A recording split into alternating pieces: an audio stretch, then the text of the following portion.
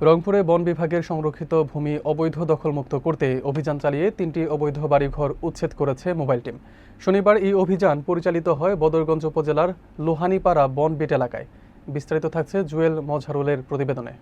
বন অধিদপ্তরের রংপুর বিভাগীয় কর্মকর্তা মোহাম্মদ মুজিবুর রহমান জানান, সংরক্ষিত বনভূমিতে দীর্ঘদিন ধরে কিছু অবৈধ দখলদার বসবাস করছিল।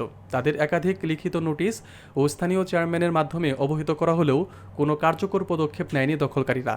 পরে রংপুর বদরগঞ্জ উপজেলা নির্বাহী কর্মকর্তা ও নির্বাহী ম্যাজিস্ট্রেট মোহাম্মদ মিজানুর রহমানের নেতৃত্বে মোবাইল টিম গঠন করা হয়। অভিযানে সহযোগিতা করে বদরগঞ্জ থানা পুলিশ, আনসার ভিডিপি সদস্য ও স্থানীয় গণ্যমান্য ব্যক্তিবর্গ। মোবাইল টিমের মাধ্যমে 3টি অবৈধ স্থাপনা ভেঙে ফেলা হয়।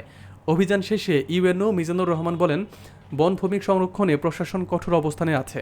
ভবিষ্যতে কেউ অবৈধ দখল চেষ্টা করলে তাদের বিরুদ্ধেও কঠোর ব্যবস্থা নেওয়া হবে। বন বিভাগ জানায়, পর্যায়ক্রমে অন্য অবৈধ দখলদারদের বিরুদ্ধেও অভিযান পরিচালনা করা হবে।